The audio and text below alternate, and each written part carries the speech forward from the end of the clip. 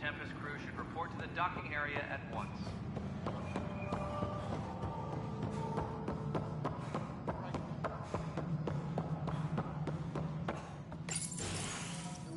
This is the planet where we landed. Habitat 7. It wasn't even close to livable. That's been true of every world we've found. Ryder, we were discussing your next expedition. Good. I was starting to wonder who was in charge around here. Director Addison is entitled to her opinion, and mine overrules hers.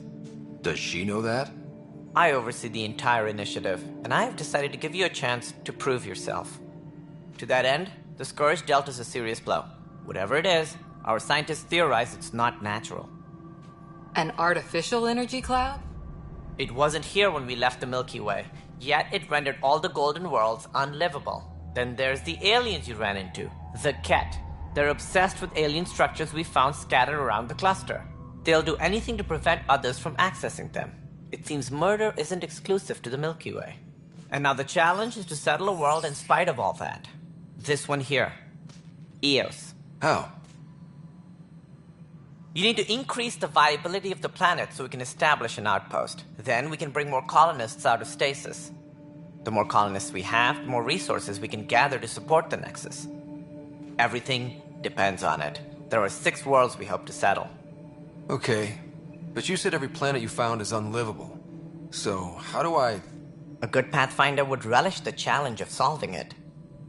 Right. I think I should go check on things. And if I fail, I guess it's no sweat off your back, right? You'll just look for another Pathfinder? Placing bets on people is part of my job. Some of them pay off. Others... Just point me to my ship and I'll be out of here. They're prepping it now in the docking bay. The coordinates for Eos will be in the computer. And when you have a moment, we should discuss the missing arcs. I was wondering about that. Something wrong? Ryder, please see me and Samnode on the Hyperion. Your implant needs attention, and we need to discuss a confidential matter. No, I'm fine.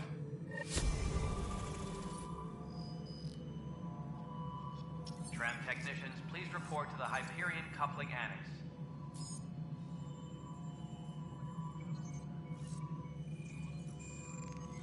Ryder, you have my condolences for your father. I appreciate it. I didn't know him very well, although I understand he played a key role in planning the initiative. I'm sure he'd be concerned that we still have several arcs missing. Any idea where they went? Nothing certain, but tens of thousands of colonists are unaccounted for.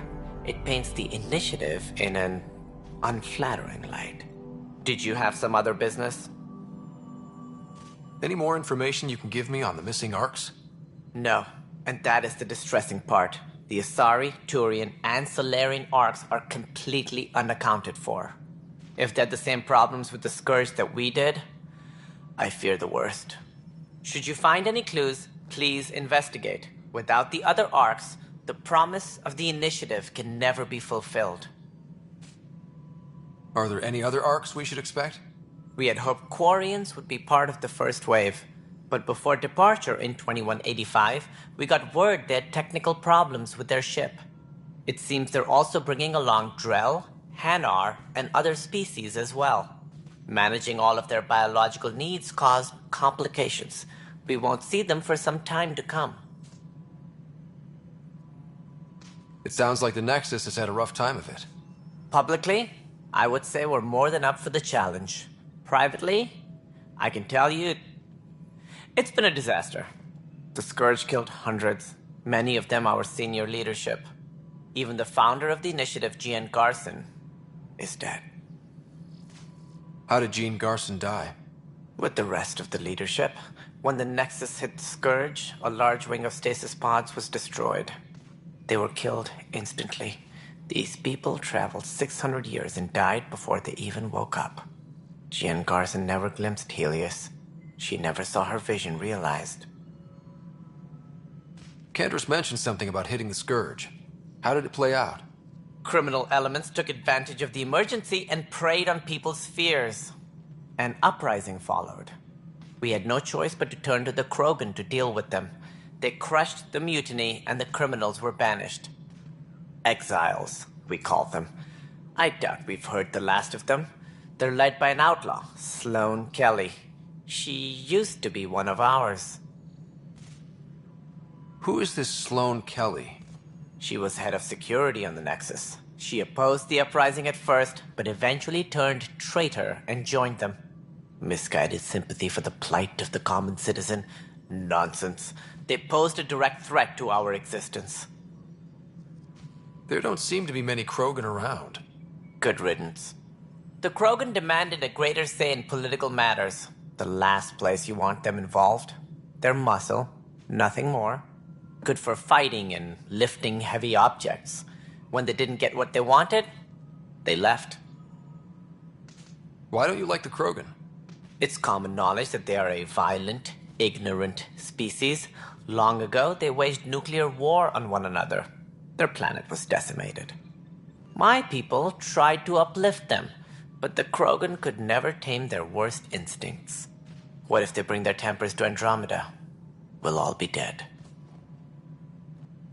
What more can you tell me about the initiative? It represents the greatest migration ever attempted. No one had ventured beyond the Milky Way before. We've all left home in search of freedom, fortune, perhaps a new beginning. We are the bravest souls each species has to offer. I hope the Nexus will serve as the seat of government for us all. What do you know about the early days of the initiative? As most everyone knows, Jean Garson's vision made it happen. She was an entrepreneur on Earth. Wealthy. Young for a human. Garson had the idea for the initiative in the early 2170s, I believe. Many thought leaving the Milky Way was impossible. But she persevered. And as with most great ideas, the doubters were wrong. Why do you think most people came? There are thousands of reasons. One for every colonist here. What does any pilgrim seek? Usually, happiness. Finding the thing that eludes them. The thing to fulfill them. While we cannot promise they will find it, we can facilitate the search. It looks like a melting pot around here. The Nexus is home to several initiative species. Many came ahead of the Arks. The hope is that this station will one day serve as the governing body in Andromeda. Though I'm not sure what they were thinking, lumping Krogan into the mix. As a Solarian, my kind tend to have a low opinion of them. Nothing I've seen here has changed that.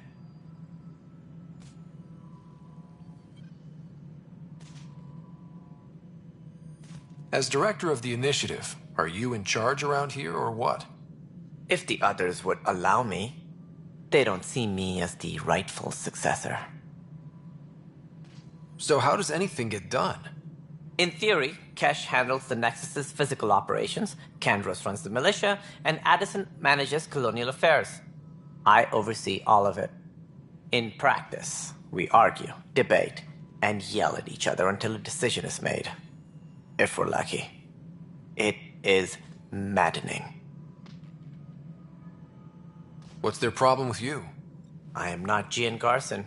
Our founder was charismatic, eccentric, larger than life. Traits I cannot hope to mimic. She and her inner circle perished in the Scourge, some at the hands of the Exiles, some never made it out of stasis. I was deputy assistant for revenue management. Then all 7 leaders above me died. I was next in line for the role. So, you're an accountant? Don't let that fool you. We are all capable of more than we know. When I was young, I was fascinated by the idea of exploring space. Life had its detours, and I went a different direction. Then I heard about the initiative, and saw my chance to try the path not taken. While I may not be setting foot on new worlds, my authority can ensure that you do. Right. Sorry. What do I need to consider in making a planet viable? Assuming the planet supports life, an outpost is critical. People like a roof over their heads, and you'll want to eliminate any hostile threats. Whether that's the cat, or other terrors lurking in Helios, colonists being murdered on sight can be discouraging.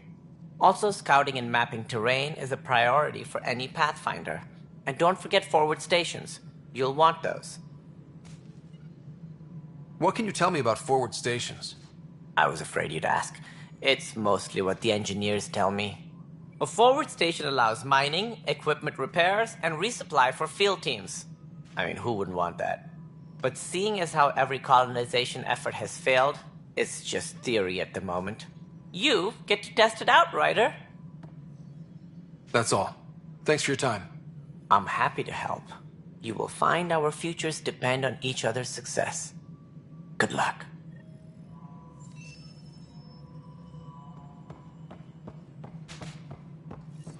Engineering reports. Hyperion power draw is now at 100%.